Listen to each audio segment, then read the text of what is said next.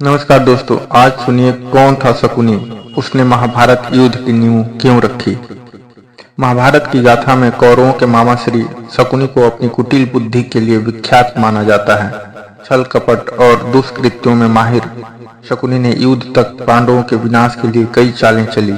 कहते हैं कि इन्हीं चालों के कारण पांडवों के जीवन में उथल पुथल रही और अंततः युद्ध की नौबत आ गई। शकुनी गांधार नरेश राजा सुबाल का पुत्र था। शकुनी का जन्म गांधार के राजा सुबाल के राजप्रसाद में हुआ था। वह माता गांधारी का छोटा भाई था। वह जन्म से ही विलक्षण बुद्धि का स्वामी था, अतः राजा सुबाल को अत्यंत प्रिय था।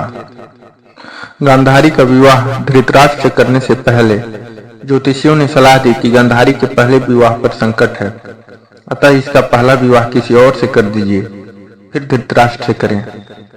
इसके लिए ज्योतिषियों के कहने पर गांधारी का विवाह एक बकरे से करवाया गया था। बाद में उस बकरे की बलि दे दी गई। कहा जाता है कि गांधारी को किसी प्रकार के प्रकोप से मुक्त करवाने के लिए ही ज्योतिषियों ने यह सुझाव दिया था। इस कारणवश गांधारी प्रतीक रूप में विधवा मान ली गई और बाद में उनका विवाह धृतराष्ट्र से कर दिया गया। गांधारी एक विधवा थी। यह सच्चाई बहुत समय तक कौरव पक्ष को पता नहीं चली। यह बात जब महाराज धृतराष्ट्र को पता चली तो वे बहुत क्रोधित हो उठे। उन्होंने समझा कि गांधारी का पहले किसी से विवाह हुआ था और वह न मालूम किस कारण मारा गया। धृतराष्ट्र के मन में इसको लेकर दुख उत्पन्न हुआ और उन्होंने इसका दोषी गांधारी के पिता राजा सुबाल को माना।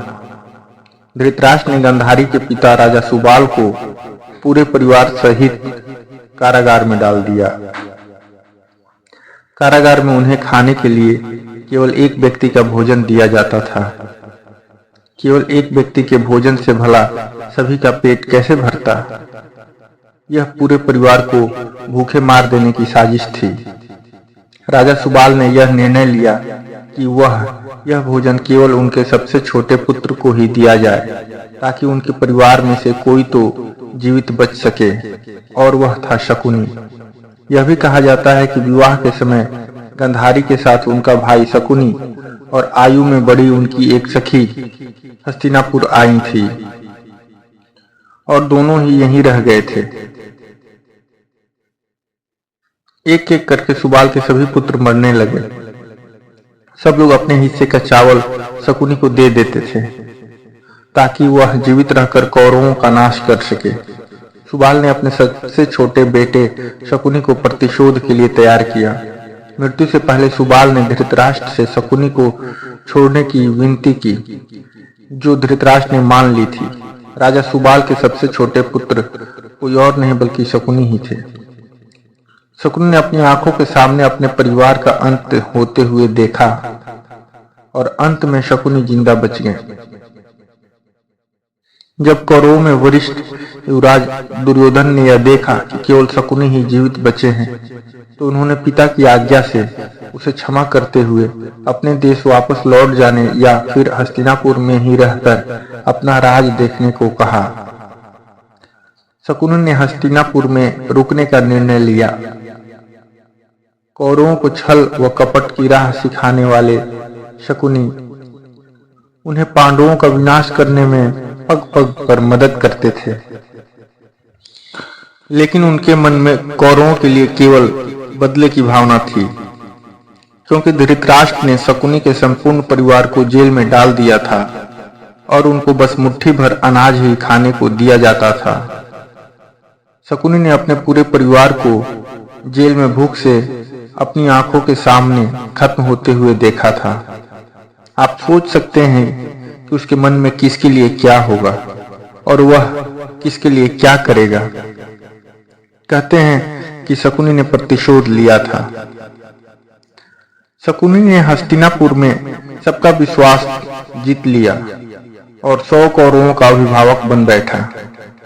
अपने विश्वासपूर्ण कार्यों के चलते दुर्योधन ने शकुनी को अपना मंत्री नियुक्त कर लिया। सर्वप्रथम उसने गांधारी व धृतराष्ट्र को अपने वश में करके धृतराष्ट्र के भाई पांडु के विरुद्ध षड्यंत्र रचने और राज सिंहासन पर धृतराष्ट्र का आधिपत्य जमाने को कहा। फिर धीरे धीरे शकुनी ने दुर्योधन को अपनी बुद्धि के मोह पाश में बांध लिया। शकुनी की जब यह चाल किसी भी कारण से सफल रही हो, उसका सम्मान और बढ़ गया। गांधारी अपने भाई की चाल को समझती थी और वह अपने पुत्र को बुराइयों से दूर रहने को कहती थी, लेकिन उसकी नहीं चलती थी। पति, भाई और पुत्र के बीच गांधारी विवश थी। हस्तिनापुर राज्य को 2 बराबर टुकड़ों में बांटकर एक भाग, जो कि पूर्णतः बंजर था, पांडवों को दे दिया गया, जिसे उन्होंने अपने अथक प्रयासों से इंद्रप्रस्थ अर्थात वर्तमान दिल्ली नामक सुंदर नगरी में परिवर्तित कर दिया। शीघ्र ही वहां की भव्यता की चर्चाएं दूर दूर तक होने लगी। युधिष्ठिर द्वारा किए गए राजसूय यज्ञ के अवसर पर दुर्योधन को भी उस भव्य नगरी में जाने का अवसर मिला। वह राजमहल की भव्यता देख रहा था कि एक स्थान पर उसने पानी की तल वाली सजावट को ठोस भूमि समझ लिया और पानी में गिर गया।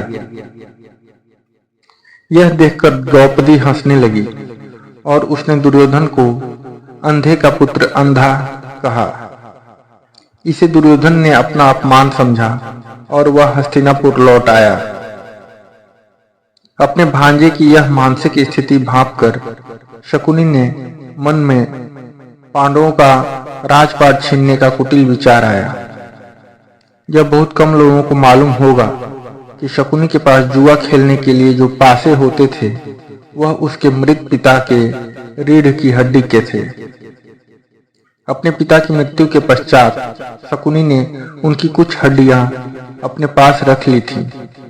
शकुनी जुआ खेलने में पारंगत था और उसने कौरवों में भी जुए के प्रति मोह जगा दिया था।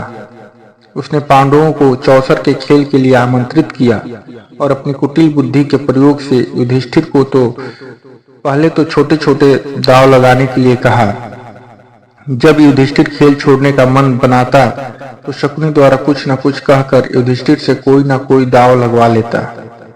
इस प्रकार महाराज युधिष्ठिर एक एक कर अपनी सभी वस्तुओं को दांव पर लगाकर हारते गए और अंत में उन्होंने अपने भाइयों और अपनी पत्नी को भी दांव पर लगा दिया और उन्हें भी हार गए। और इस प्रकार द्रौपदी का अपमान करके दुर्योधन ने अपना प्रतिशोध ले लिया और उसी दिन महाभारत की युद्ध की नींव पड़ी। एक योजना के तहत एक बार दुष्ट दुर्योधन ने शकुनी मामा के कहने पर भीम को जहर देने की योजना बनाई। सभी को गंगा के तट पर प्रणाम कोटि स्थान में जल क्रीड़ा करने और उत्सव मनाने के लिए एकत्रित किया और दुर्योधन की योजना अनुसार चुपके से भीमसेन के भोजन में विष मिला दिया गया। फिर निश्चेष्ट भीष्म को गंगा के ऊंचे तट से जल में ढकेल दिया गया।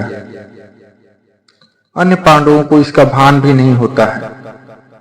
भीम को जल में उनके नाना आर्यक उसे वासुकी नाग के पास ले जाते हैं।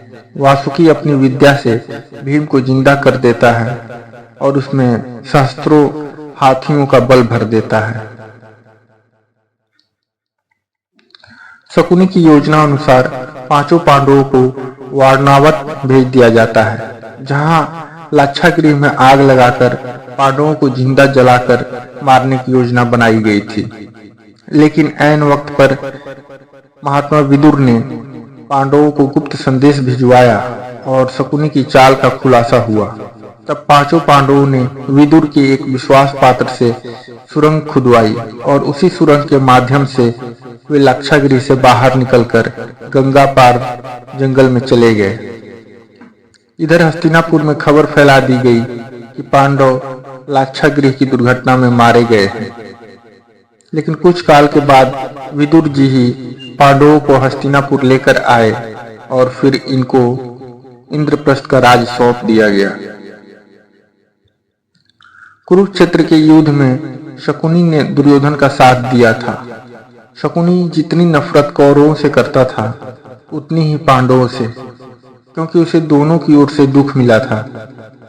पांडवों को शकुनी ने अनेक कष्ट दिए। भीम ने इसे अनेक अवसरों पर परेशान किया।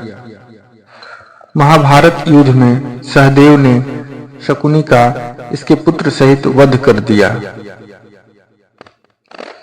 तो दोस्तों, ये थी आज की कहानी। इसी क्रम में लेकर आएंगे और भी रोचक एवं ज्ञानवर्धक कहानी यदि पसंद आए तो लाइक कीजिए, शेयर कीजिए और चैनल को सब्सक्राइब कीजिए।